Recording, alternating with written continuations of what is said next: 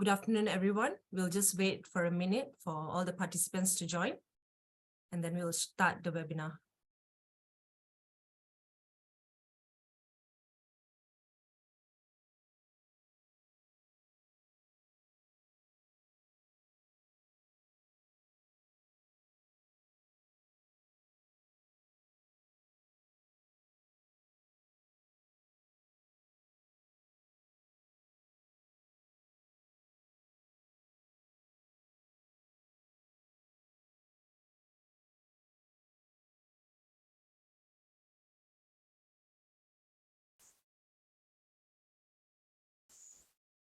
Hi, good afternoon, everyone. My name is Michelle, and I'm part of the team here at Capital Markets Malaysia. Welcome to our webinar this afternoon on responsible investment, best practice for effective stewardship. This webinar is brought to you by Sustainable Investment Platform, which is a collaboration between Institutional Investors Council Malaysia and Capital Markets Malaysia. It is an initiative that was set up in 2021 to advance the progress of sustainable investment practices among asset owners and asset managers. And today we are very pleased to have with us the team from PRI, as well as speakers from the Asia Investor Group on Climate Change and Arisec Partners. Now, before we start, let me run through some housekeeping rules. Today, the session will run for 90 minutes. We encourage you to be interactive. There is a Q&A box at the bottom of your screen. You may type your questions in the Q&A box, and the speakers are happy to take any questions from you at any time during the session. Now, without further ado, I would like to hand over to James Robertson from PRI, who's the head of Asia. James, over to you. Hi there, Michelle. Thank you so much for those welcome remarks, and to everyone joining us today, thank you so much for your time. We really do hope this is going to be an engaging and valuable session for you. If you just give me one moment, I'm just going to share my screen.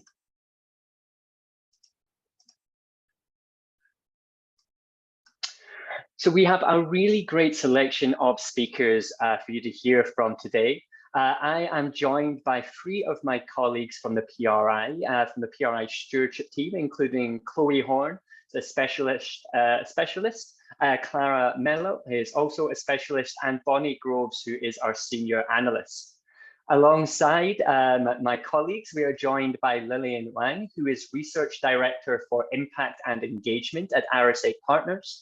And we're also joined by Valerie Kwan, who is the Director of Engagement at AIGCC, the Asia Investor Group on Climate Change. And we do have a packed agenda. So we're going to be, after a brief introduction from myself, we're going to be focusing on the PRI's approach to stewardship and the activities and work streams that we have in place. We're then going to be moving on to hear from Lillian at Arisec Partners, who will be sharing their approach to stewardship. We'll then be coming back to the PRI to hear about best practices in engagement, before taking a focus on the issue of climate change and hearing from Valerie, who'll be talking about engagement in climate-related shareholder resolutions. We'll then come back to hear about best practices in voting before going on to a broader question and answer session with the audience. So again, a lot to get through. As Michelle said, do share your questions as we go through, and we'll try to keep an eye on those. Of course, we've got dedicated time at the end of today's sharing to take these. And I would just note that Valerie is going to be having to drop off our webinar today on the hour. So we will be taking questions for her session immediately after her presentation. I'll give a quick reminder of that as well before Valerie starts presenting later in the session. So with that, just a very brief introduction. I know many of you who are joining us today are actually from PRI signatories, but for those who are not aware of our organization, we always like to give a brief intro. So the PRI is the world's leading proponent of responsible investment. We work to understand the investment implications of ESG issues and support our international network of investor and service provider signatories in incorporating these factors into investment and ownership decisions. We have over 5,000 signatories at the PRI who manage well over 120 trillion US in assets under management. And all of the PRI signatories commit to working towards our 6 principles for responsible investment. The core of these is a focus on adopting a structured and formalized approach to ESG incorporation in investment analysis and decision-making practices, and to be an active owner, incorporating ESG issues into their ownership policies and practices.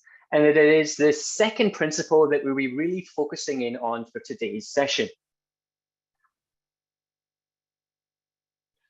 So with that, I would like to invite and hand over to my colleague, Chloe Horn, who is a specialist in our stewardship team and who's going to be introducing the PRI's approach to stewardship.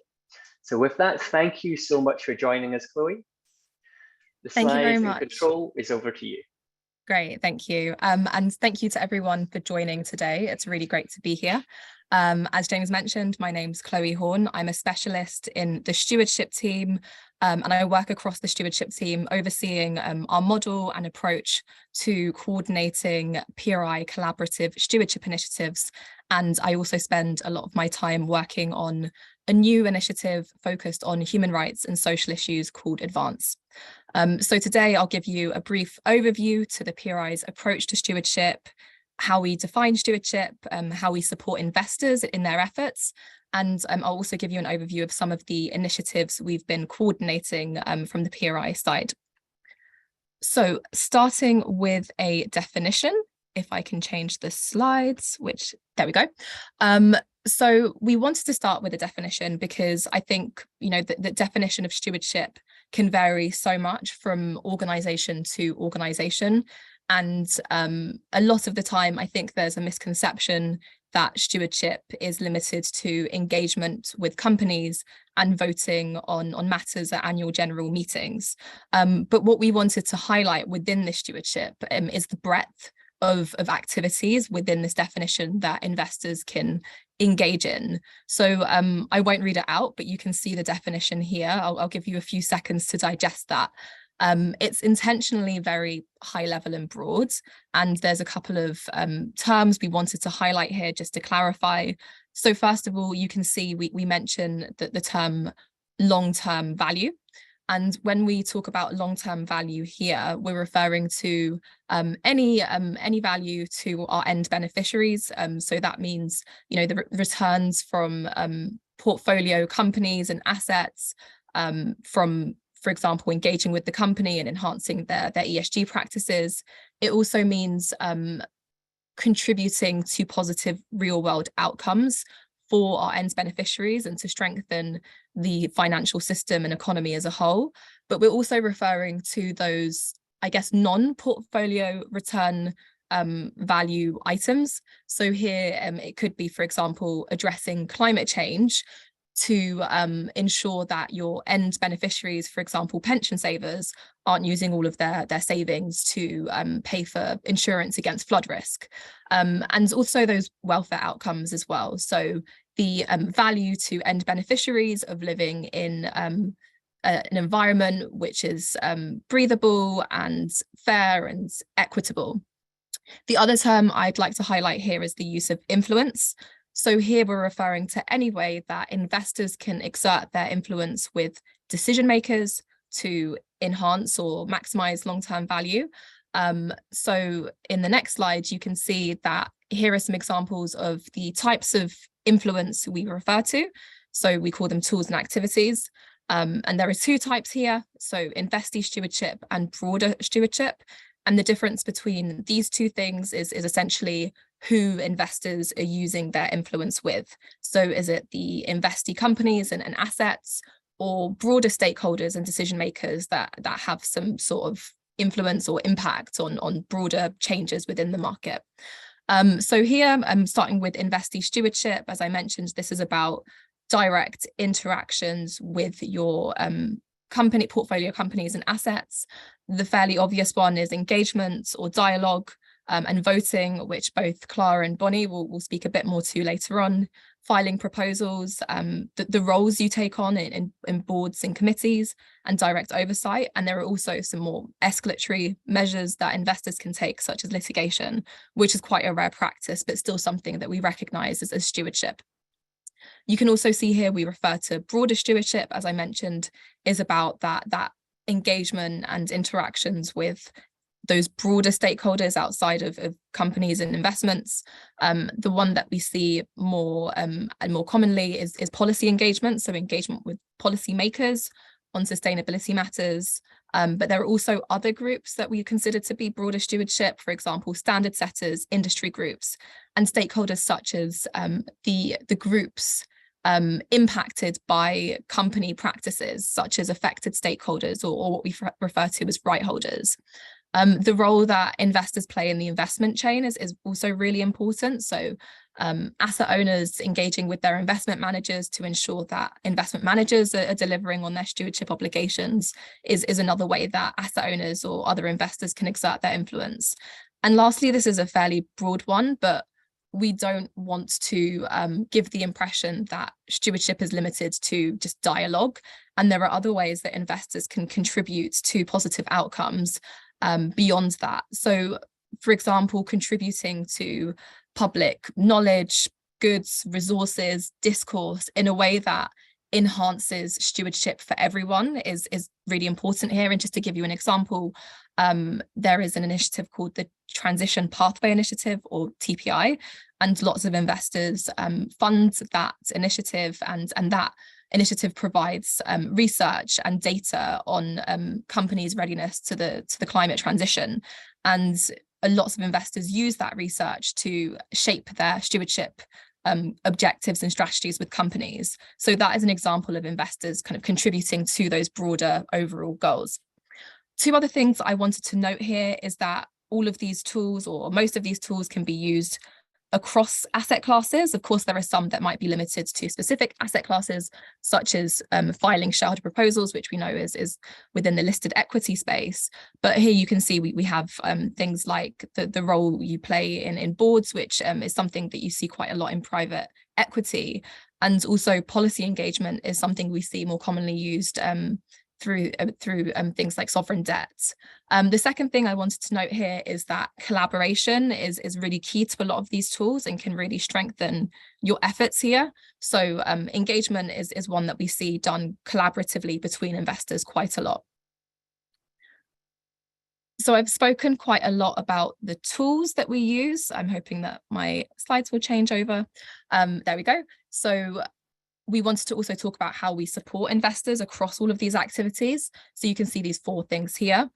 So on providing guidance and support, we aim to provide investors with knowledge and practical steps on how they can be more effective and ambitious in their stewardship activities. So we have guidance on our website, and a lot of this is linked at the end of these slides, so you can find them here. But we've had guidance on the past on engagement, how to develop an approach to voting, and we have upcoming papers such as one that Bonnie will talk through on how to file an impactful shareholder proposal. We also aim to address system barriers. So this means identifying and making plans to, oh, this is awkward. Bear with me 1 second. I'm in a very quiet office and the lights have just shut off.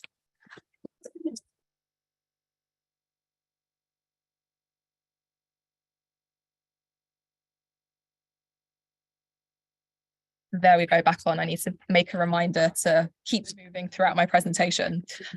So yeah, we also aim to address those kind of legal and structural barriers to impactful stewardship, for example, by providing clarity on issues such as acting in concert, which we know is sometimes a concern for investors. I won't speak too much about AGM season and the support that we provide, because Bonnie will go into that in more depth. But lastly, we play a role in convening investors and other stakeholders to address ESG issues and kind of facilitate that collaboration. So there's a couple of ways we do that. Firstly, we coordinate collaborative stewardship initiatives. So this is where we bring investors together to engage collaboratively with companies and other stakeholders on a specific ESG issue. And we also support initiatives led by others, such as our signatories and other stakeholders, by providing guidance, inputting into the strategy, and providing tools to support investors, such as through the collaboration platform. And on that note, we also host the collaboration platform, which I'll go into a bit more later on. And my last slide here. So this, I think, James, are you able to, oh, there we go. This chart just gives you an overview of our initiatives. So at the top, you can see all of the initiatives that we lead or co-lead. So the main one, which I think most of you will be aware of, is CA 100+ or Climate Action 100+, where investors engage with the largest greenhouse gas emitters. Advance is a new initiative for us focused on human rights and social issues. We launched in December, engaging with the metals and mining and renewables sector to try and maximize positive outcomes for people. We also have an exciting new initiative, which is in a pilot phase at the moment, where investors will be engaging with governments and sovereign groups on climate change. So we're starting in the Australian market, but we're hoping to expand this out to other markets once we've wrapped up the pilot of this. And we also have a new exciting initiative coming up on resilient natural systems. So investors will be focusing on issues such as biodiversity and deforestation here. So we're currently in a phase of kind of scoping out what this project will look like and can provide more details once we launch this. We also support initiatives, like I mentioned. So the two key ones at the moment is Climate Engagement Canada, which is kind of a spin-off of Climate Action 100+ focused on Canada, and IPDD, which is an engagement focused on deforestation, engaging with governments, which started in Brazil, but is also expanding to places like Indonesia. Lastly, on the collaboration platform, and again, I won't go into this in too much detail because Bonnie will explain this a bit more further on. But essentially, the collaboration platform is an online forum that the PRI hosts to enable investors and other groups to collaborate more effectively. So on the platform, we host initiatives such as collaborative engagements, discussion groups, consultation responses to governments, and investors can post collaborations in these initiatives to the platform to get different investors involved. They can also coordinate the initiatives within the platform, which means, for example, sending messages to all of the members of the group, sharing files, and updating investors on tasks. But also investors can just log into the platform to see what's around, to see what initiatives they can get involved in. So that's a really quick overview, like I mentioned. If you're interested in finding out more about any of these initiatives or to get involved, please do reach out to me or any of the members of the PRI team on this call today, and we can provide you with that information. But that's it. I'll be here until the end to answer any questions. And thank you very much again. Back over to you, James. That's great. Thank you so much for your sharing, and Chloe. I can see we've already got some questions coming in. I think just for a matter of time, we will keep on going, but I'm very aware of these and we'll make sure to come back to those during the question and answer session later in today's event. So next, I would like to invite Lillian Wang to join us. She is the Research Director for Impact and Engagement at RSA Partners, one of PRI's long-standing signatories, based out of Singapore. So with that, let me just, apologies, stop sharing my screen. And lovely to see that you have now got your camera working as well, Lillian. I know you were having some technical issues earlier today. So thank you so much for joining us, and over to you. Thank you, James. Should I share my screen? Yes, please. Yeah. Thank you. Hopefully no technical issues with this. Can everyone see my screen now? Perfect. Go ahead, Lillian. Great. Bear with me 1 second.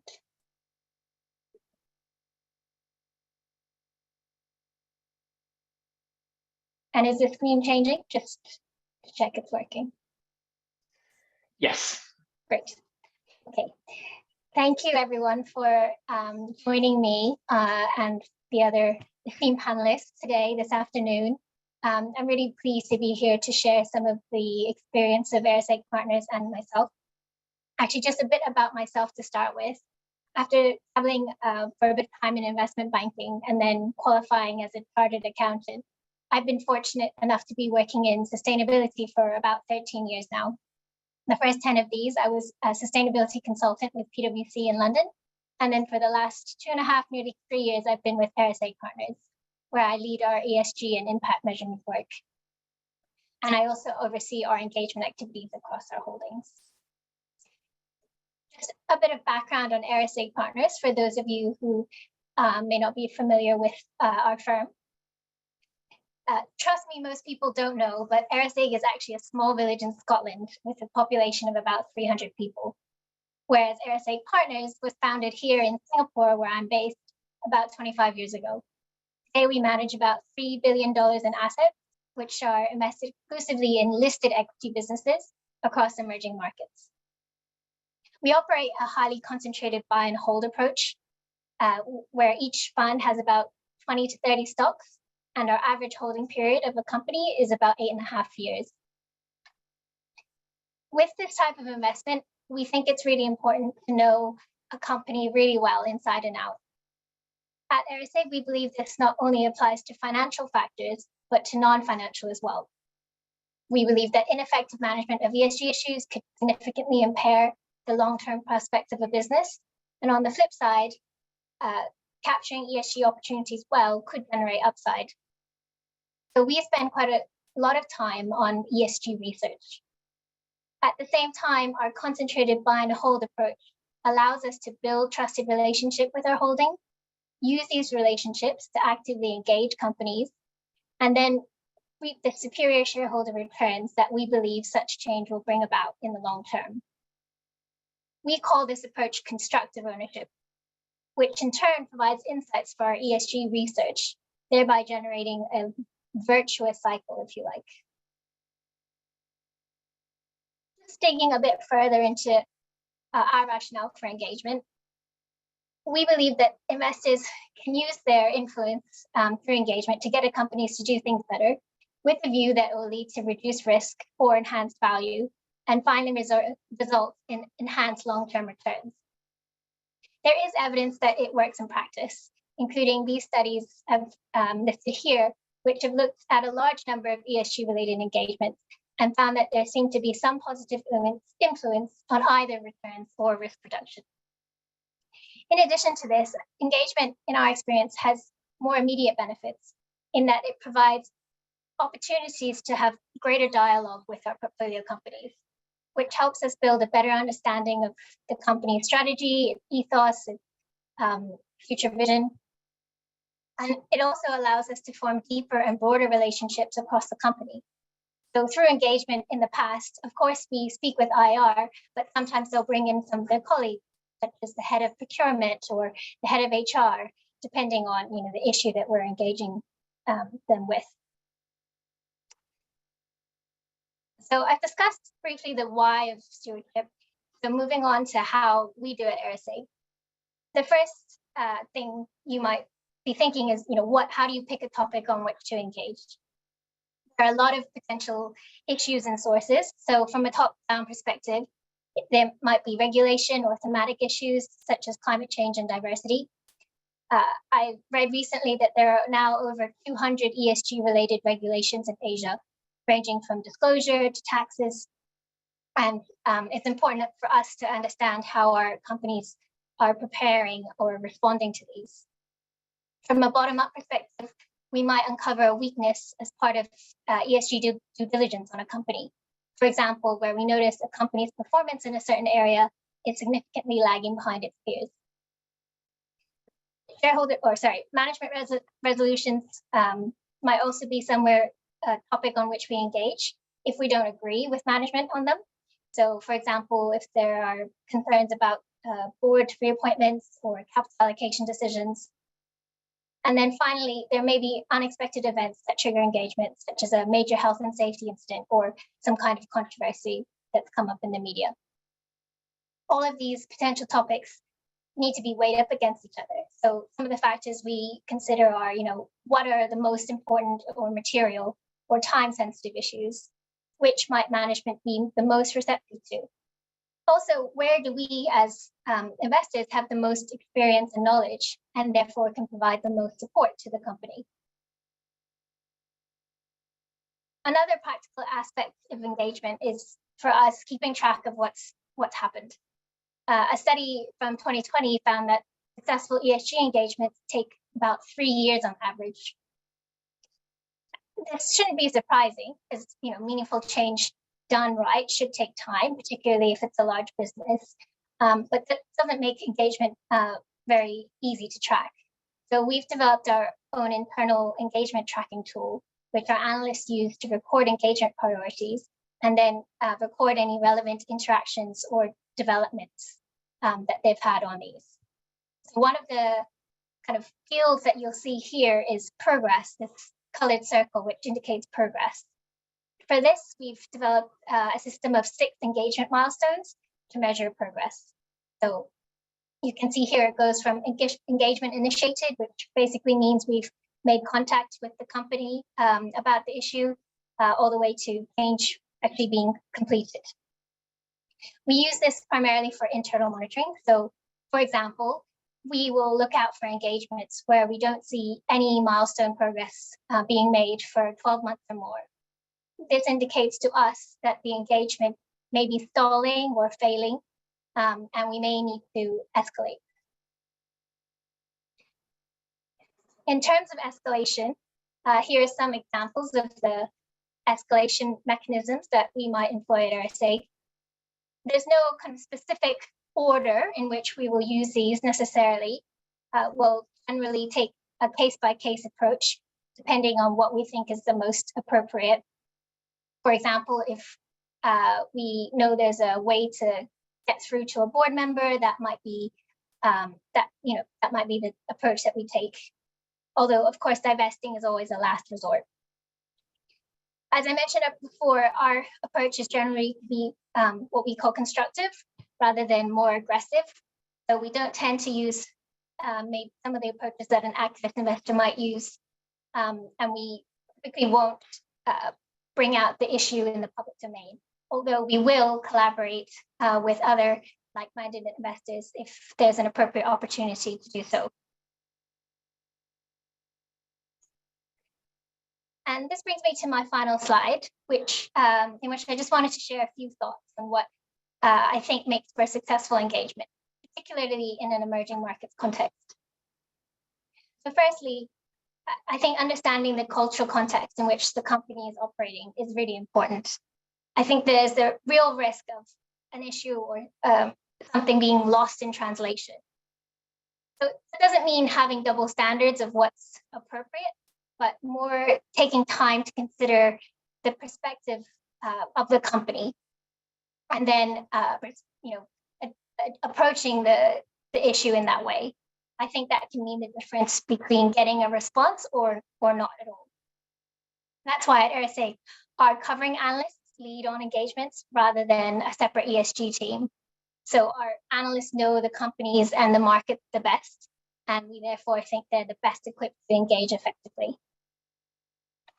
The second point is the importance of building and investing in relationships.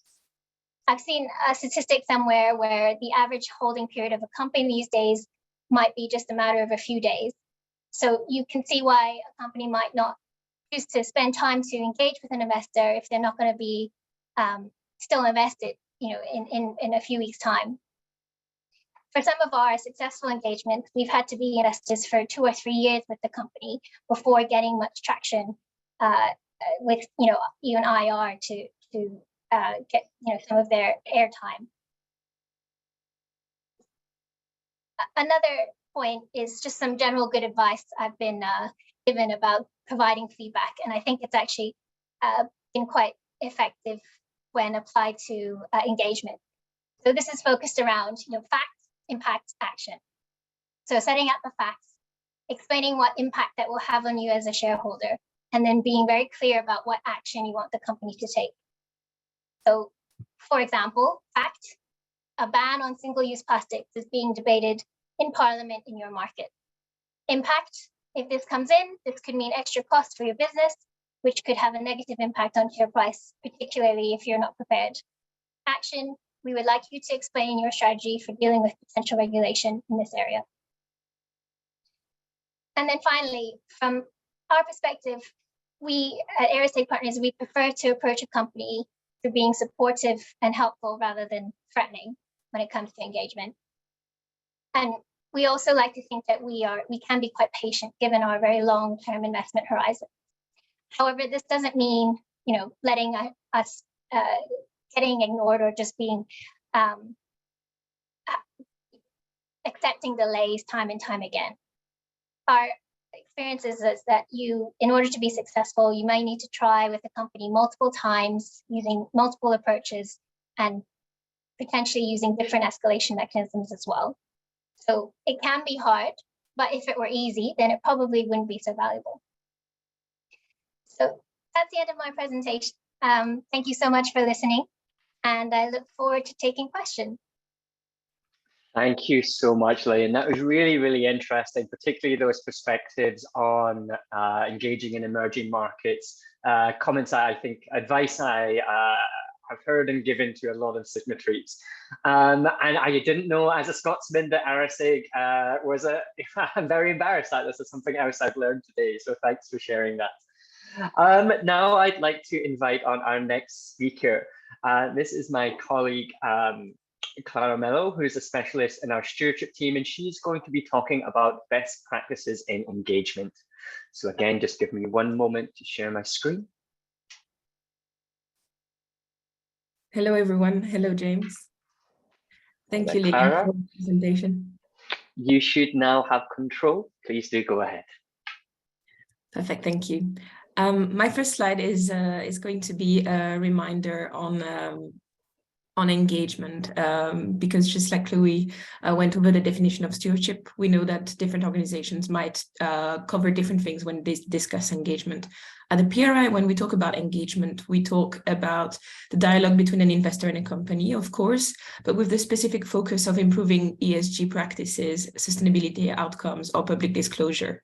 So what we do not count as engagements are mundane or day-to-day interactions between a company and staff within an investment company that are just related to basic information or allocation practices without the intent of achieving an improvement. And in terms of, apologies, in terms of where we see engagement go in the future, we're very aware that engagement is among the stewardship tools that can be enormously powerful in terms of achieving desired change within a company or within a sector.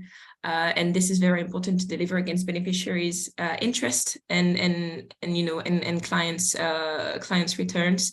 But there's often been too much of a focus on addressing risk at individual asset level, focusing on the short term. And we are currently faced with systemic issues which investors cannot divest away from and which might need to be resolved through a systemic lens.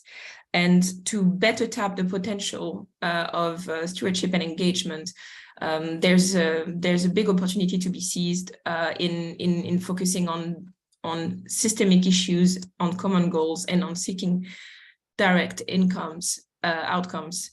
And therefore, the PRI has created a framework for assertive stewardship called Active Ownership 2.0, which is designed to help better encompass all of these concerns and address sustainability risks while seeking outcomes.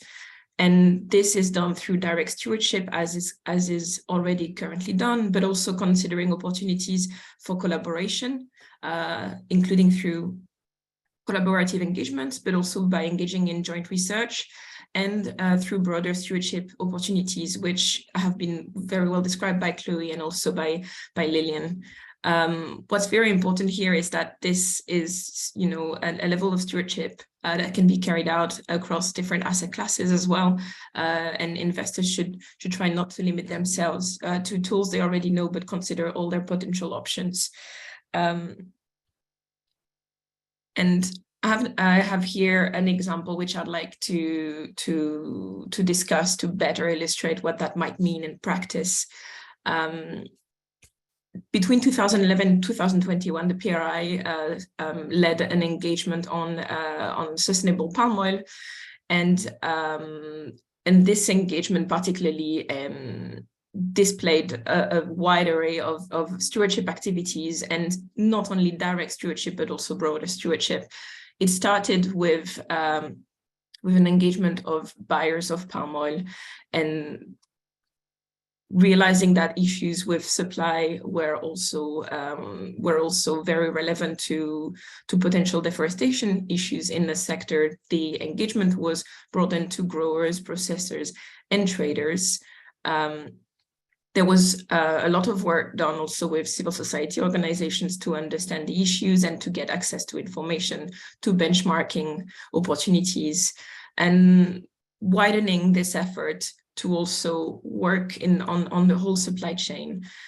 Investors who took part in this engagement also had engagement with the banking sector as suppliers of capital to the palm oil sector. What was also very interesting during that whole period is that there were field visits, including in Pekanbaru in Indonesia, and active participation with standard setting organizations like the Roundtable for Sustainable Palm Oil, or RSPO, and investors actually joined and became members of this certification scheme and attended their annual events in Bali, in Kota Kinabalu, and in Bangkok, for example, to be able to talk to companies at the event, hear about the latest in the industry, and also engage with other financial institutions who were there. Then, in order to continue moving down the supply chain, this engagement was also extended to the fast-moving consumer goods sector with a focus on Asia. And there were including collaborations, for example, with the WWF. And this engagement was then concluded in 2021. So it took over 10 years, which I think continues highlighting what Lilian was saying about perseverance and also long-term relationships. We include in this slide a guide to some of the results of this engagement, but it's important to highlight that this work still continues and that different investors have also taken on other ways to look into this issue. For example, there was work done with government as part of the investor policy dialogue on deforestation, which was mentioned by Chloe. There was also work to look at ground truthing to monitor the impact of the engagement and of the progress achieved, including through satellite monitoring. And more widely, there was support for public positions and political action in relation to deforestation that was taken on by the investors. So clearly, an effort to engage in policy dialogue. Another example of engagement which you will be aware of is Climate Action 100+. And here I'd like to highlight some top level, you can see on this slide some top level results, but it's also important to highlight that, while a lot of companies have adopted target as part of Climate Action 100+, high level 2050 ambitions, the work continues as part of Climate Action 100+ to ensure that decarbonization plans and capital expenditure are also aligned. And so this work is in progress and very much continuing a few years after it started. Before I leave you, I would like to highlight a few statistics that we have on practices in relation to engagement in Asia. And for example, following on what Lilian was saying, there can be many reasons for prioritizing engagement, but what we see in Asia is that a big focus is on the size of holdings or materiality of ESG factors compared to other markets or to the global market. What we know about the excluded forms of escalation is also quite aligned with some of the comments made by Lilian, particularly when it comes to not necessarily focusing engagement on public position taking. And you will be able to see this in our slides when we share them. What I found very interesting when it comes to collaboration in Asia is that there was perhaps a smaller propensity to consider actively preferring collaborative efforts. But we also saw that there was a good focus on collaborating when individual efforts have not resulted in the expected outcomes. And my last two slides on policy engagement, something that we found very interesting was more direct policy engagement reported by our signatories in their 2021 reporting in Asia compared to global targets, but also perhaps a smaller propension to do indirect policy engagement, working with other stakeholders and going through, for example, industry associations. And last but not least, I thought that, I would highlight that obviously we see that proactively engaging with regulator is something that is as common a practice in Asia as it is in the wider signatory base. But perhaps opportunities for more technical input being provided for investors to be able to engage with policy makers in the region. And with this and a bit of a background on reporting by our signatories, I'll hand over to James again. Thank you so much, Clara. That's really, really interesting sharing there. And I think for everyone, we hope you'll take time to review the slides once they're shared and dive a little bit deeper into some of the additional stats and insights that have been included here. Now, next, I'm delighted that we have got Valerie Kwan joining us. She's the Director for Engagement at the Asia Investor Group on Climate Change, one of the key stakeholders in the region who's working on this issue and a regular partner and collaborator with the PRI. Now, Valerie does have to leave us immediately after her session. So again, a reminder here that we will try and save a few minutes after Valerie's presentation for her to address your questions. Please do put those in the question and answer box as she delivers her insights. So Valerie, thank you again for joining, and over to you. Thank you, James. And first of all, thanks to Capital Markets Malaysia and PRI for hosting the event and for inviting me. Very delighted to be here today. It's quite a different audience that I'm addressing today, so very happy. So in today's presentation, as mentioned, will be a focus on climate in particular. And I will be leveraging on key insights that I have gathered from investors that we've been working with over time, mostly through Climate Action 100+, but also through other channels as well.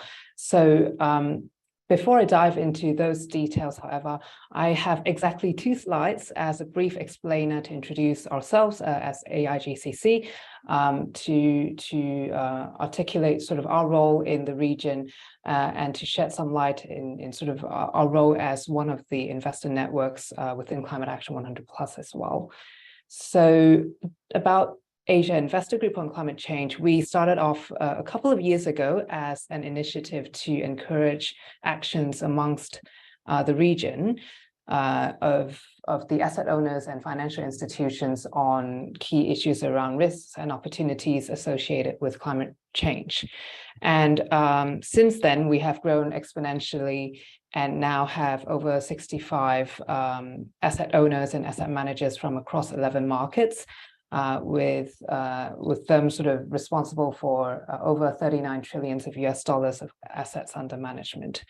So a bit more modest in terms of size, but then our investors are certainly all very interested in the topic of climate change as and when they participate in our organization as a member.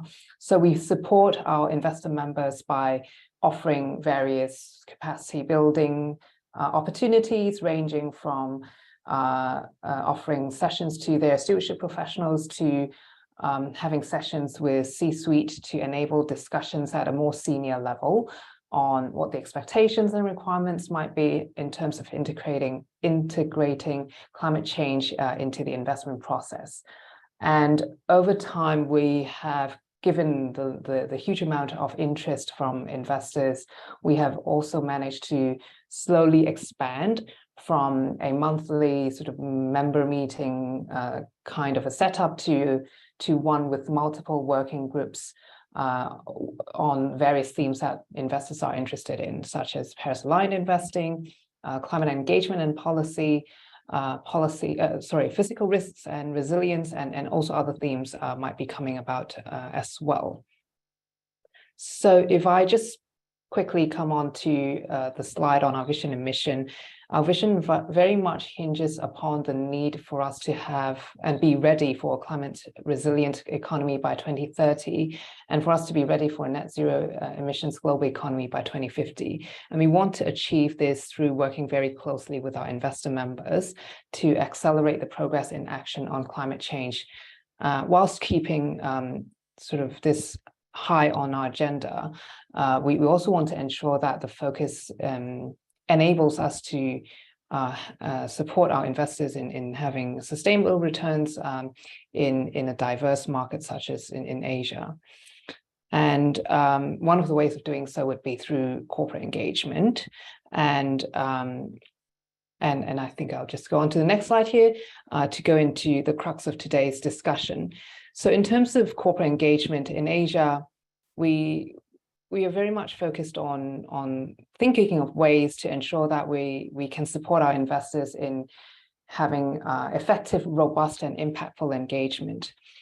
When we sort of work together with our investors in corporate engagement in the region, we do realize that in Asia we face challenges and opportunities that are sometimes not quite directly comparable with other regions because of the stewardship structure that is already in place in some markets, and because of the sheer level of diversity that we're experiencing in Asia, where we have a mix of emerging economies and developed economies.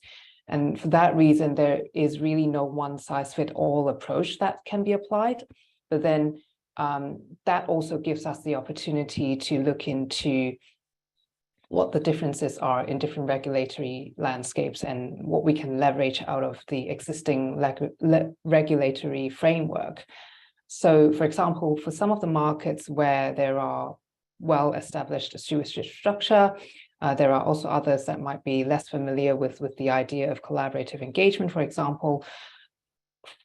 Fully understanding how this differs across different markets will have a pronounced impact on how the appropriate type of company engagement that needs to be carried out and how that might need to look like. So in other words, the dynamics between the corporates and the investors and other stakeholders as we engage in this ecosystem might be different. And our role is to ensure that we're able to support the investors as they enter into a discussion with a company, for example, engaging on climate. They do so with a full understanding and acknowledgement of the dynamics of what the dynamics are in that market, and also to understand what options are available for them when planning for their broader engagement strategy. So when we talk about options that are available, it could be options that are quite new for the region, but possible for us to consider, and that's sort of what I'll come into in the later parts of the presentation. But in any case, I think we are always of the view that to make our investors be well equipped in the engagement, in the corporate engagement process, it's important that we offer investors an opportunity for an all-rounded assessment of the company's strategy and what progress they've made and what commitments they've made in climate before going into that conversation.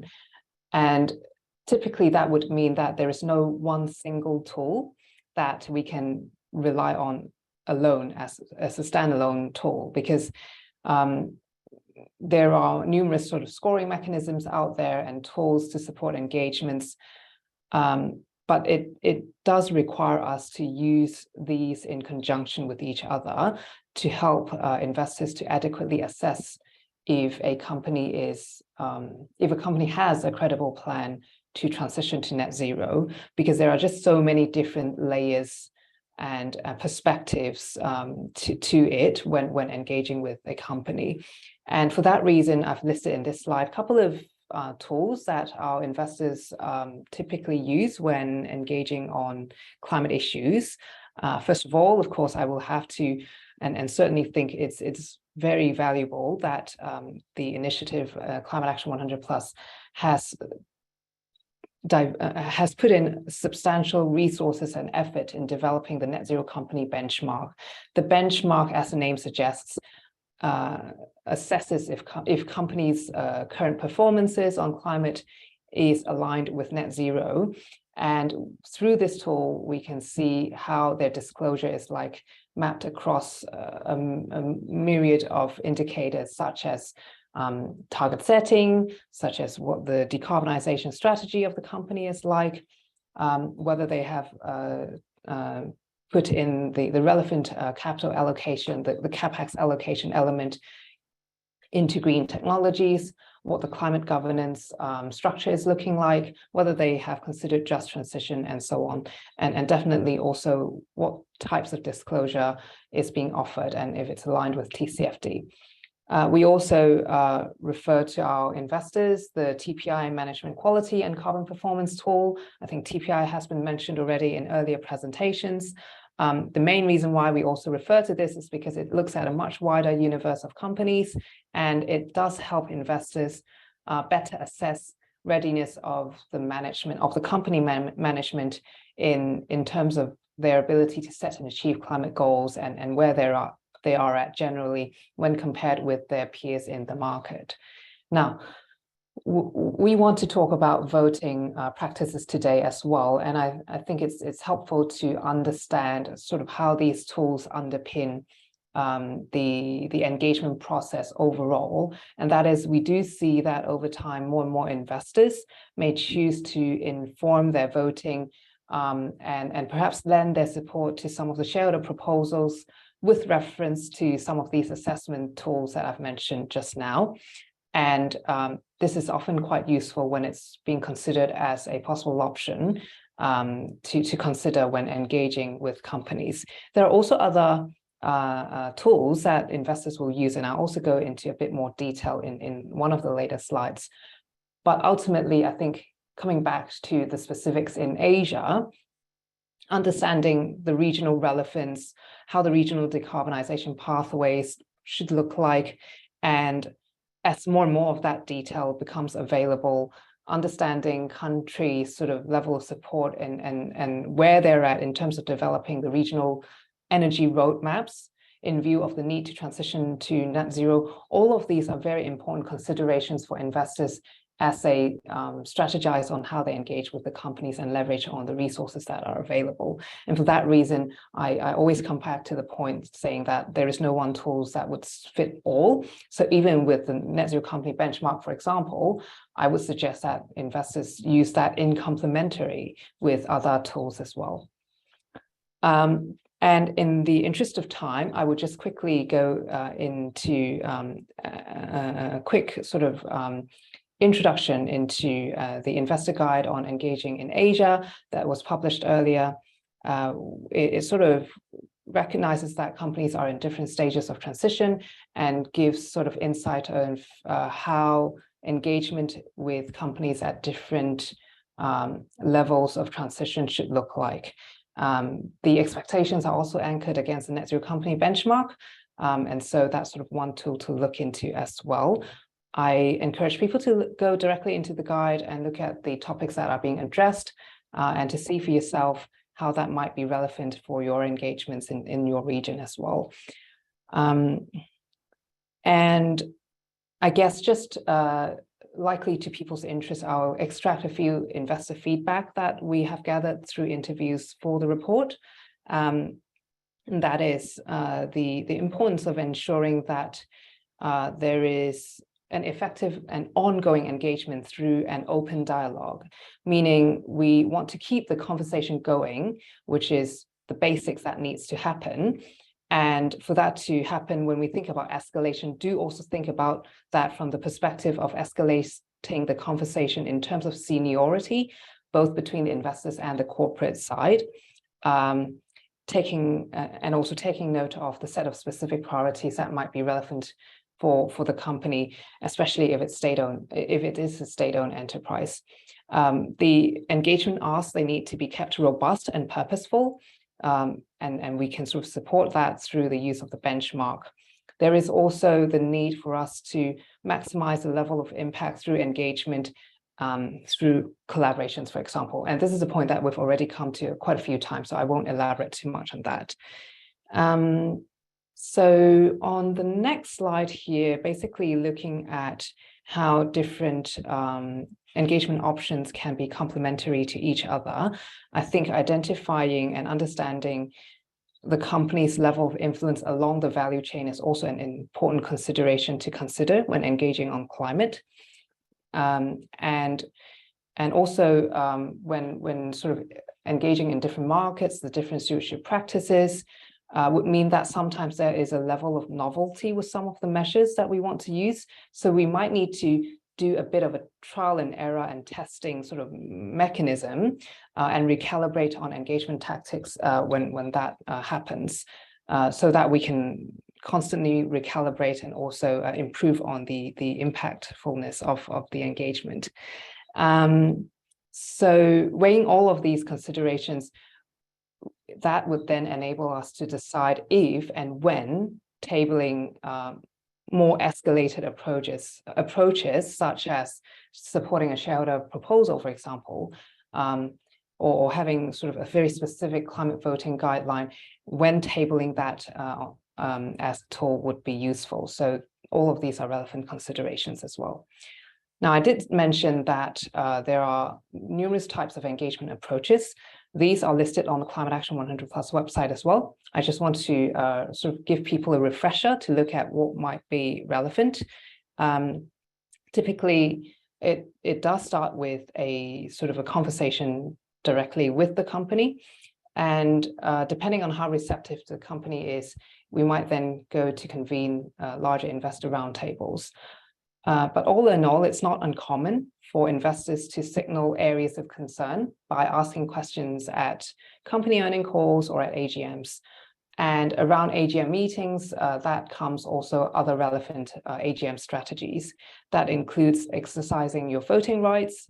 It could be requesting for the removal of directors, removal of the auditors. There are quite a number of approaches around this. But also, obviously, when climate shareholders are being filed against a company, whether it's by investors or by a civil society group, investors can also consider leveraging on these proposals. Even if you're not sort of a co-lead or lead filer, that's fine. But investors sometimes do consider leveraging on these proposals to further pursue their conversations with the companies. And so these are, some of the examples. I will, in the interest of time, just bring up this tool as well that people would definitely be encouraging people to actually go into this guide, because it's important to note that this is not sort of a legal advice for a specific case, but by having that overview of how filing climate shareholder resolutions in different regions is like, and understanding sort of the legal processes that are entailed, it's very useful even for someone who may not be actively considering filing a resolution, because it will allow you to be aware of the options that are available, and should that happen, what kind of reactions might be the most relevant. So as noted on the slide, Klein Earth and AIGCC has worked together very closely in collaboration in producing this slide. Sorry, not this slide, but this report. And we also have a Malaysian law firm, Scrine, who supported the development of the Malaysian chapter of this report. But in terms of definitions, what shareholder climate resolutions mean is that we understand these as shareholder filed resolutions which concerns a company's governance, disclosure, or business strategy on climate change, and how they can complement with other stewardship options rather. So on the slide, I wouldn't sort of read through them, but these are a list of non-exhaustive examples of climate shareholder resolutions. It could range from asking for more transparency to asking for the company to develop a Paris-aligned strategy and to have a transition plan with clear short, medium, and long-term goals, for example.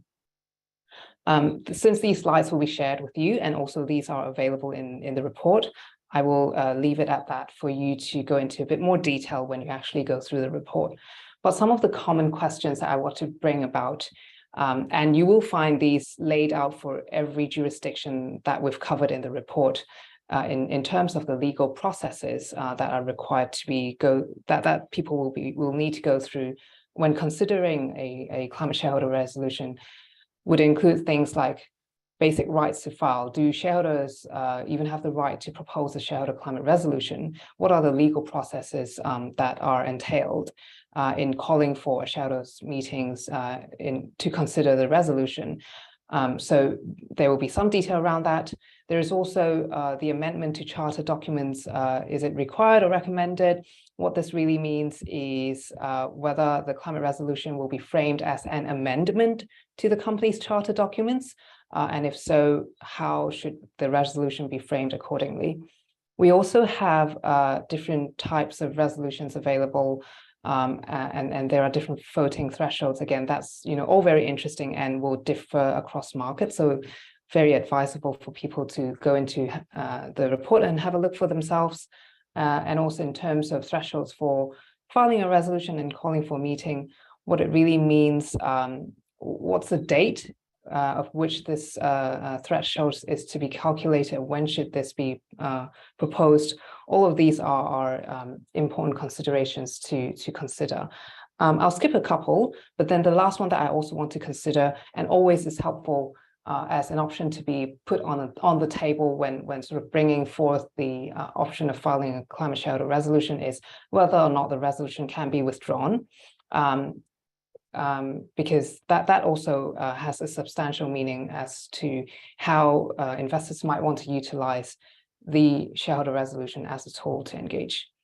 Now, so I initially had this slide also going into a bit of detail of how progression has changed in Japan. Noticing the time, I would just close by saying that there is certainly a lot of progress that's being made. In 2020, probably the first notable climate resolution against a Japanese bank, Mitsuho Financial Group, was made. That was the first major shareholder case, resolution case on climate, which even though it was being voted down, it also signaled that there is substantial support in comparison, and it then paved the way for more shareholder resolutions to come. And then the latest last year, there was the first substantially sort of investor-backed shareholder resolution brought about at J-Power, and the investors involved include Amundi Asset Management, Man Group, and also HSBC Asset Management. So again, that's very interesting, and I do encourage people to go and have a look for those details. I'll just close by offering people the opportunity to look at other publications that we do develop to support our investors continually.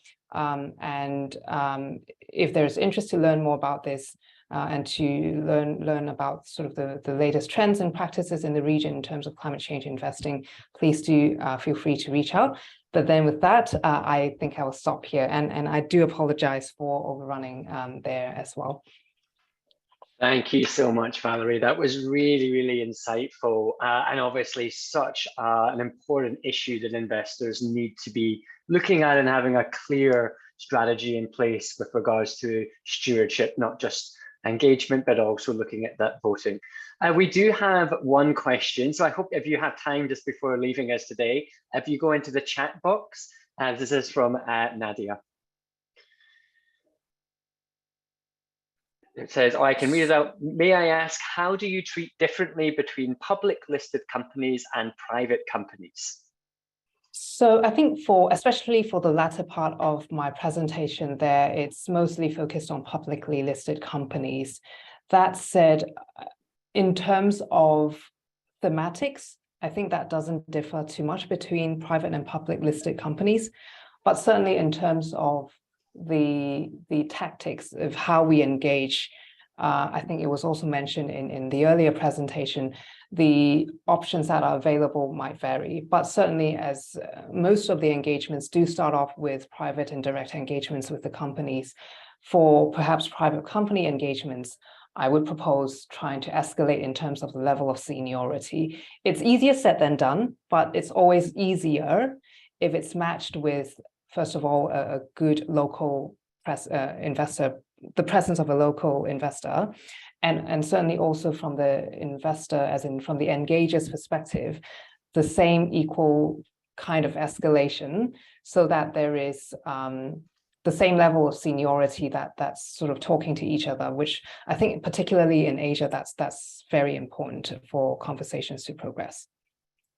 Absolutely. Thank you so much, Valerie. What I maybe just add there is that from the PRI side, we are currently developing a dedicated stewardship guide for private equity investors. And that's something that we're starting to, as an organization, focus much more on how stewardship is applied across different asset classes.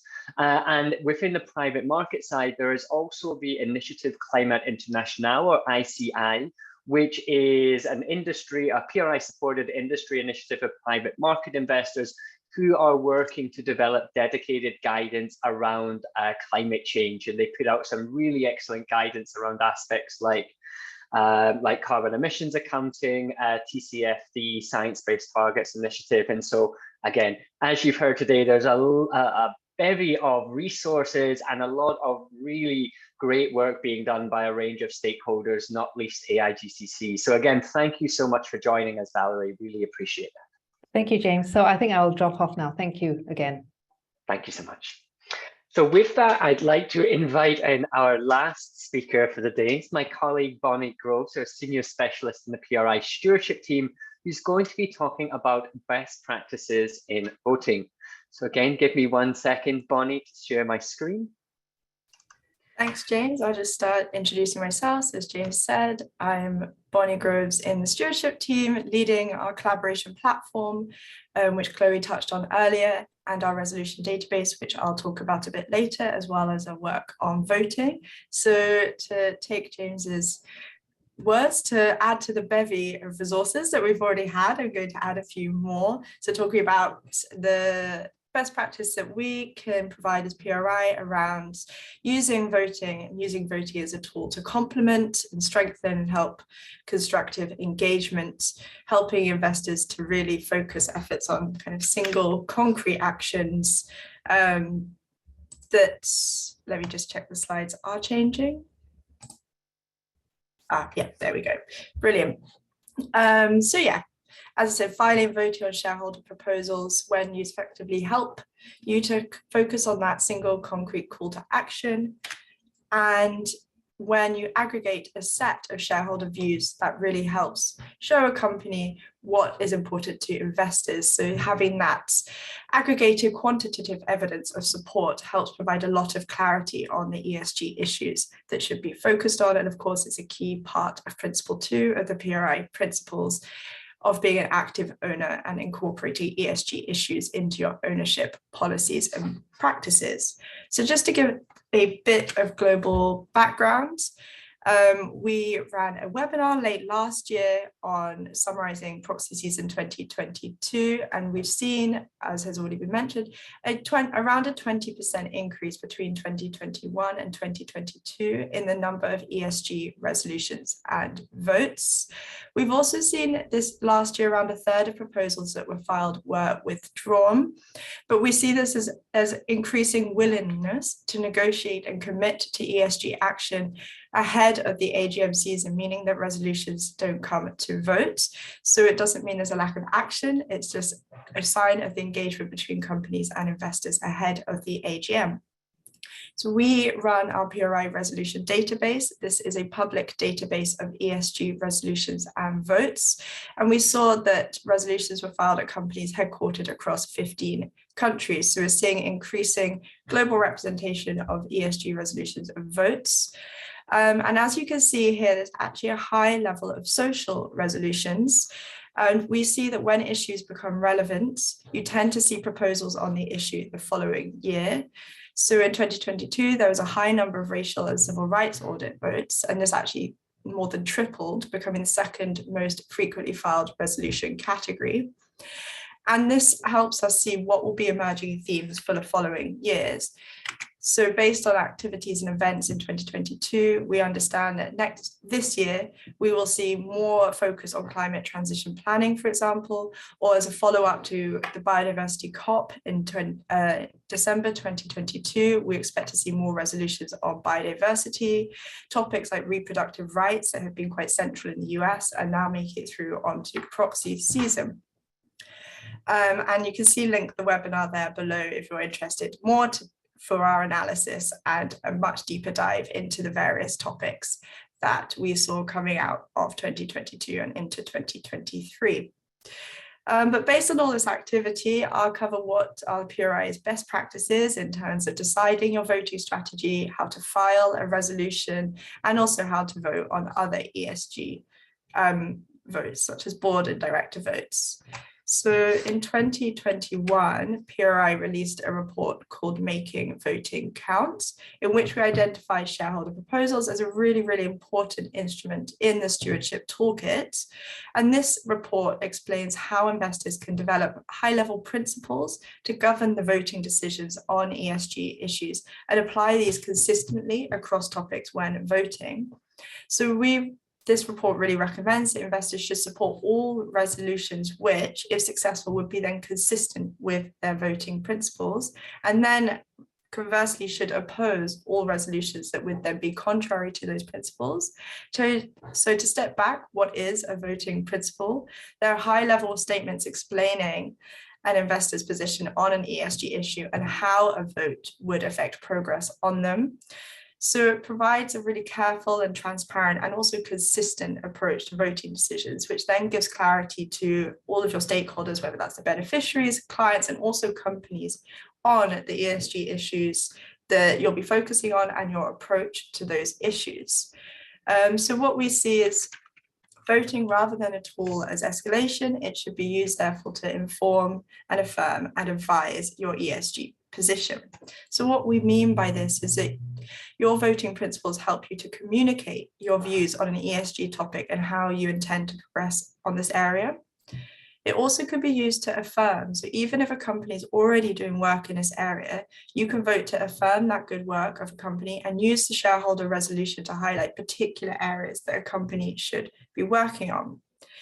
Finally, to advise on the direction of the resolution rather than the intricate details. And again, our best practice is that you would disclose those voting principles to ensure communication and transparency with stakeholders. So the idea being that it's not a surprise, your positions, and that really you can point to this is the position your company is taking and that's why you're voting on this area, rather than you voting against the company. It's a more constructive approach. And to really re-echo that this is not an escalation tactic, we see it quite problematic to reserve voting on an ESG issue as an escalation tactic only, especially with the idea that vote results are really aggregated. So everyone will look at those vote results and then companies can understand how much of a priority issue a topic really is. So if an ask isn't supported by an investor because the investor has already spoken to a company on this topic, this reluctance to support a proposal can actually then weaken the overall signal around the importance of an issue to an investor and for the company. So again, it's that voting to affirm the importance of the issue. And I won't labor the next slide. We've had quite a lot of conversations around the different approaches. But to highlight that first part around filing shareholder resolutions and the guidance that we have on this, as Chloe said, we have an upcoming report around filing shareholder proposals, giving guidance on how to file a shareholder proposal. And this actually has been led by Chloe. So this will be released later in the month. It also comes with country-specific fact sheets to provide an overview of key legal and technical processes, which I think is very complementary to the resources that Valerie was talking about. So this paper, which will be released, so I would recommend watching out for it, provides advice on how to develop a clear plan, and emphasizes the importance for developing a clear plan and really communicating how the proposal will lead to improved company performance and also contribute to positive outcomes. So of course, this should be part of a broader stewardship strategy and complement the other tools that we've heard about today, such as company engagement. It also does highlight that a successful proposal requires clear and persuasive messaging. So it needs a really carefully worded explanation of why this ask. If this resolution was implemented, how would it maximize both the long-term value for shareholders, and it also needs to demonstrate a really in-depth understanding of the company and its unique challenges. And this should all be supported with evidence. It's also key to emphasize that supporting a proposal is just one part of a much bigger picture. So even after the proposal is filed, filers should aim to maximize shareholder support for the proposal and ensure that the company delivers on its commitment. The vote is just part of that, and afterwards you need to monitor if the company is actually following through with the actions. So you need a plan for how to promote the proposal once it's submitted, and also an idea of how you're going to maintain momentum after the vote. We also highlight that the role of the board should not be overlooked. Should filing a proposal either be an unavailable option or it's an unsuitable next step, investors can use board votes to elect a board of competent directors with aligned interest to investors to hold them account.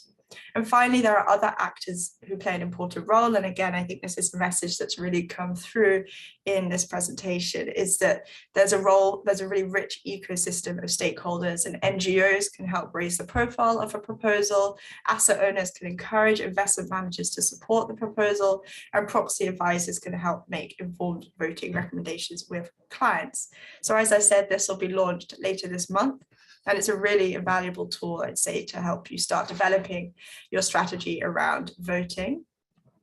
To highlight another tool we have, but cognizant of time, I won't go into it in too much detail. It's just to say that in February 2022, PRI issued its first briefing for investors considering climate transition plans votes. And we then have updated this briefing since. And this briefing actually just identifies some of the risks and some of the unintended consequences of using votes on climate transition plans as a stewardship mechanism. It highlights that there are other proven stewardship efforts that should be prioritized by investors seeking the most effective engagement strategy to drive climate action. So I would recommend looking at this briefing as you explore these votes over this and following proxy seasons. So this summarizes really what I've been saying, and also what other people are saying around considering which votes are most valuable to engage in, also the wider role around your public discourse and thinking about, rather than individual ESG issues, how you might approach systemic risks, and again, how you're going to engage with other actors in the wider ecosystem. To bring this to life, I wanted to talk about last year's Stewardship Award winner who used voting as a tool for change. So Rathbones led the Vote Against Slavery initiative. This has been a year-on-year initiative, and it relates to listed companies in the UK, focusing on disclosures around modern slavery in line with the UK Modern Slavery Act. And the UK Modern Slavery Act requires companies to publish a statement setting out what steps they've taken to ensure that modern slavery is not taking place in both their business, but also within their supply chains. So they identified a really clear objective, is to focus on listed companies in the UK whose reports have failed to meet the requirements of these disclosures. So they identified their companies, and using an active ownership 2.0 approach, they aimed to focus on changing company behavior rather than amending a process or activity. And their first step was to engage with companies, to send them a letter and inform them that should the company continue to fail to comply with the modern slavery disclosures, that this would result in a lack of support for their annual report and accounts at the annual general meeting. So they used the annual general meeting as a public place, a public forum where there will be increased scrutiny on the outcomes of these vote results. But they also use this because in the UK, all votes on financial statements are legally binding. So I wanted to just highlight this as a very targeted, context-specific approach that this investor has taken to bring to life actually how using voting can be a very, very specific tool within a wider strategy on a social issue. And in this context, they do also work with other stakeholders in a wider network, as well as having this specific initiative. On the practical side, and I'll whiz through this before we go into questions, I just want to highlight that you can see this is taken from screenshots, and you can see here there's like activity tabs, files tabs, tasks tabs. This is a screenshot from the PRI collaboration platform that Chloe spoke a little bit about already. So just to re-emphasize that the PRI collaboration platform is a public tool that is available for signatories and non-signatories to register to, and it's a place where people can share their initiatives that they're working on to gain support and awareness for your collaborative engagements. This can be anything from sharing a report that you have published, creating a network around a topic or region that you have shared interest in, to running an engagement. So just to highlight some of the features, anyone can register, but signatories can create collaborations where non-signatories can join public collaborations. You can follow companies that you're most interested in. Down the left side, there's a find section. And when you follow a company, you get a notification when a collaboration or resolution is added relating to that company. And finally, signatories can sign up to our collaboration alert, which is a weekly newsletter. So I'd really recommend checking it out. We've got the link in the slides. Secondly, we have the resolution database, which is also featured on the collaboration platform. And this is a public database of ESG resolutions and votes. Again, there's a newsletter that we send weekly throughout proxy season. And again, it's a great way to keep up to date with upcoming ESG resolutions and votes, to monitor what kind of topics are coming out and at which companies. It helps you to then plan your AGM season accordingly. And it also provides a global database of the voting results for, throughout proxy season, so you can see what topics are gaining support. I'll end there, recognizing that we are nearly coming up to time, and hand back over to James. Thank you so much, Bonnie. That was really, really interesting. And hopefully all of you are taking close note of all of these really excellent resources and different tools that are going to be available for you to use. So before we go into the question and answer, we just wanted to highlight a few key takeaways that hopefully have become very clear as you've heard these different presentations. First and foremost, that is, we've really seen an evolution of stewardship in recent years, so that these activities are being applied not just if you're a listed equity investor, but investing across all different asset classes. And of course, the way that stewardship looks or is undertaken will vary depending on the asset class you're investing in. There are a variety of different stewardship tools that can be utilized by investors. It is not just limited to proxy voting and engagement, and certainly not limited solely to engaging with investee companies. Collaboration is something that is increasingly being done by investors and with other stakeholders to drive more impactful engagement, and that's something that the PRI also supports. And one thing that came through earlier was when we were talking about how to have a successful engagement. When you're collaborating, having the involvement of local investors who have existing relationships with those companies can be really, really important in having an effective dialogue. Now, as we touched on in the last session, clear and thoughtful escalation strategy is very important, but this also comes through a number of other areas in terms of having and developing a clear strategy across different stewardship methods, all aligning to make sure that you are having impactful stewardship activities. You can see that AGM voting, engagement, and these other tools can all complement one another. Again, it's where they're done in a strategic and thoughtful manner. And voting on shareholder proposals should not be reserved for escalation only. And I think, of course, the last thing that came out, both from the sharings from Lillian and from Valerie, is the importance of understanding the local context and market dynamics and taking a very nuanced approach to how you are engaging. Building a relationship can often be a very important aspect of that engagement and something that does take time and patience. Now, with that, I would like to bring all of our speakers back onto camera. Sorry, before I do so, there is an extra slide here just summarizing a wider range of the PRI resources that are available across stewardship and contact detail for myself, Chloe, Clara, Bonnie, and the PRI stewardship team as well. So lots for you to dig into there.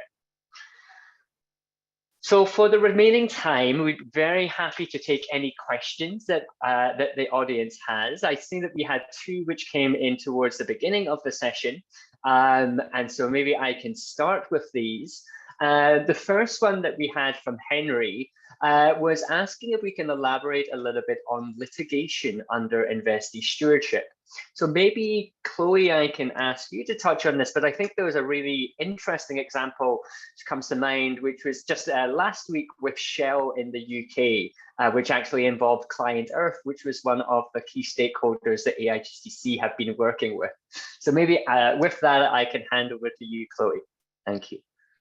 Yeah, thank you. And it's a shame AIGCC aren't in this call because I'm sure they could answer this question far better than I can.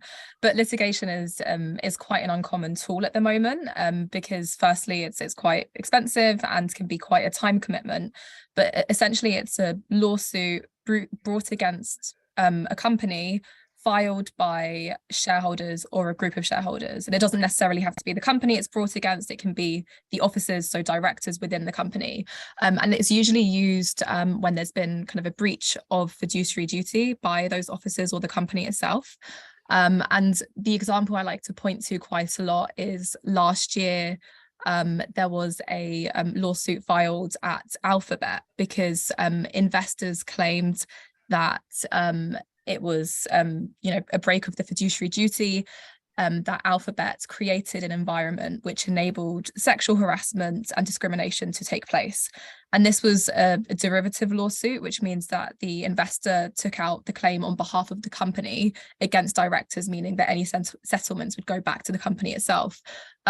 This was effective in this case because Alphabet actually settled and put in place kind of measures to address some of the issues around diversity, equity and inclusion, including scrapping their policy on non-disclosure agreements. So that's something they don't do anymore because it was considered to be kind of creating an environment of secrecy and not allowing employees and other people to speak openly about concerns they have about the organization. Just a note here that we have some guidance coming out towards the middle of this year on escalation, and we'll cover litigation in quite a bit of detail there. So please look out for that, but that won't be until I'd say July or so. Thank you so much, Chloe. And again, for everyone who's still with us, please do add your questions to the Q&A if there's anything you would like to put to our speakers. A second question we had coming in from Gerald was noting that PRI membership burnishes asset managers and asset owners' image as climate and governance warriors. Is it possible to join the PRI and then do nothing? That is a very good question, and obviously I may be happy to take this. Maybe not sure if anyone would like to add on afterwards. So what I would say is that for every investor that joins the PRI, yes, of course, one of the benefits is that it does signify an organizational commitment to responsible investment, and that is something many investors, asset owners, LPs, and beneficiaries are looking for. But beyond that, there is a requirement for all of the PRI signatories to report to the PRI each year to demonstrate that they are making progress in terms of the adoption of the 6 principles, primarily making progress on ESG incorporation and active ownership or stewardship activities. With that reporting to the PRI, there is a disclosure component. So that enables investors and other stakeholders to better understand what steps signatories are taking. And there is an assessment component to that reporting. And although the assessment component is confidential to the individual signatory, we increasingly see asset owners requesting that information from their investors. And of course, we at the PRI encourage asset owners to incorporate consideration of an investor's PRI membership and their reporting performance as part of manager selection, appointment, and monitoring. So there is an obligation for signatories to make progress, and we also have minimum requirements signatories need to work towards. But of course, there is always that risk of investors joining the PRI as a badge or label without a real genuine commitment to make progress.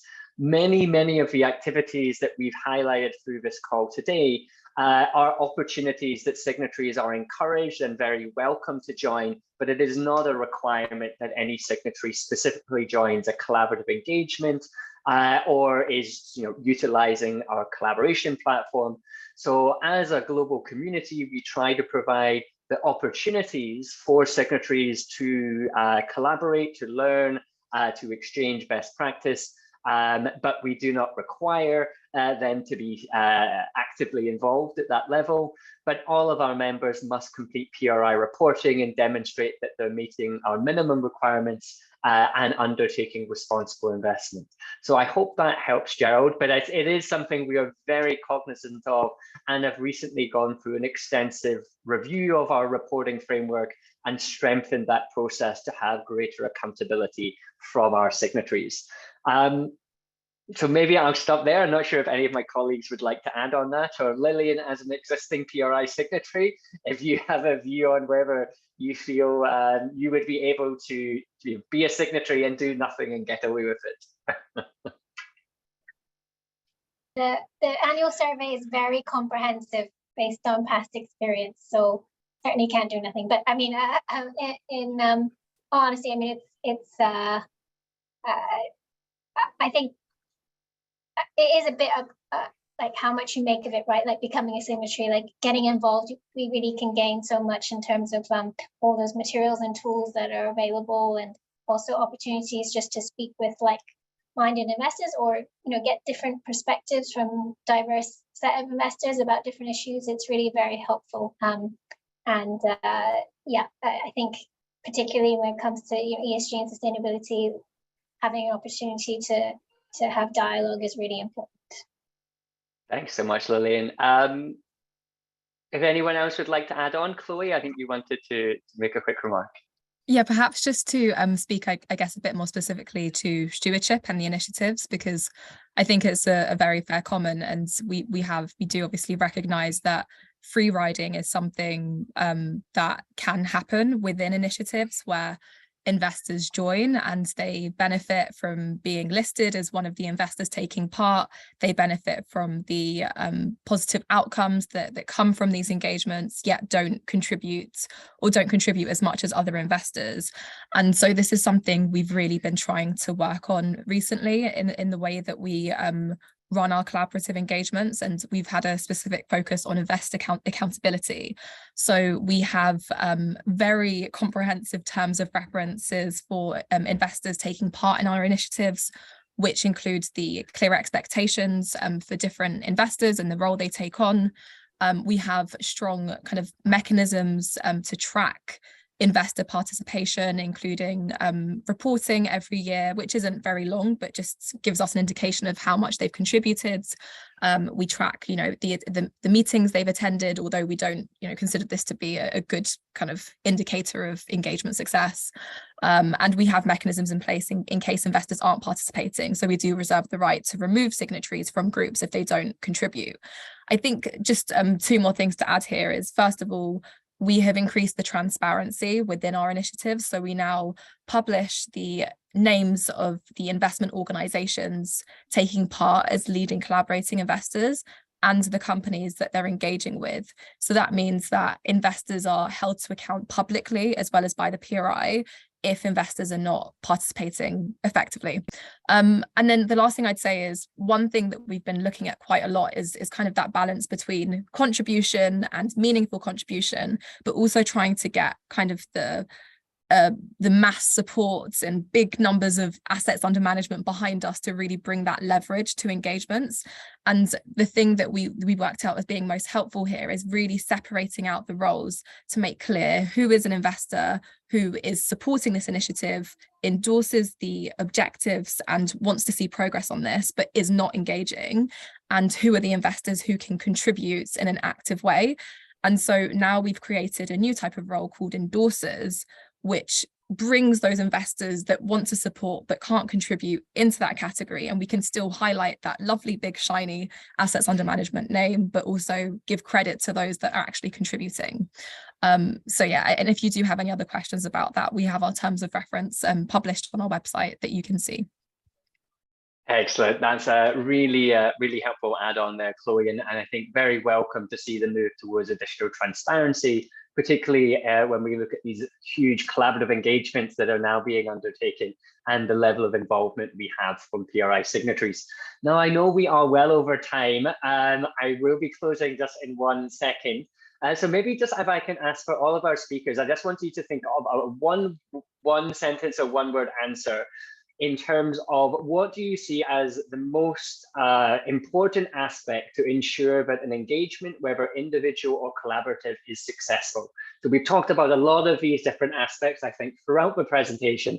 So just choose one based on your experience that you think is the most important aspect to a successful engagement. So maybe I'm going to pick on Chloe and start with you. I think I would say a clear stewardship strategy and well thought out theory of change for how investors will achieve their objectives through stewardship. Excellent, great. Clara. To build on this, I would say a strong focus on the outcomes, the real world outcomes of the engagement, and not just, the steps of each engagement. Excellent. Bonnie? Yeah, I think you've got quite a nice 1, 2, 3, and the 3 being, if you fail, don't give up, try a different approach. Each context will be quite different. So I think there's not one size fits all, but there's also not only one way to achieve that outcome. Absolutely. And last but not least, Lillian. Yeah, just to echo what Bonnie said, really, I think my 2 ties were going to be perseverance, but also understanding the local context. So trying to put yourself in the company's shoes, if you like, to find the most effective and kind of convincing persuasive techniques to get them to understand why the issue is important. Absolutely. And I think for myself, the one I would say is relationship building, and particularly what I hear from signatories in this part of the world is that how a stewardship is undertaken can be very different from, say, Europe and North America. And often it does take longer, and having and building a positive relationship can be crucial to being able to then raise these issues and having a successful dialogue with a company. So with that, I want to say thank you so much to all of our speakers. Really, really insightful sharing. Thank you for your time. Thank you to all of our attendees, and passing over to Michelle for our closing remarks. Thank you, everyone. Thank you once again for joining this webinar today. I would also like to thank our speakers from PRI, AIGCC, and Arisec Partners.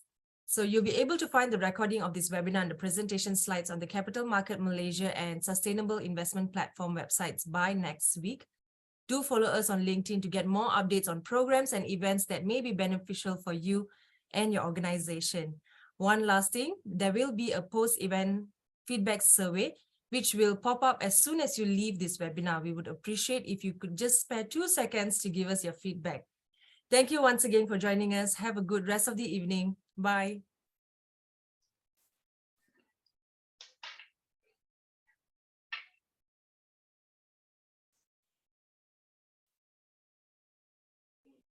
Thanks so much, Misha.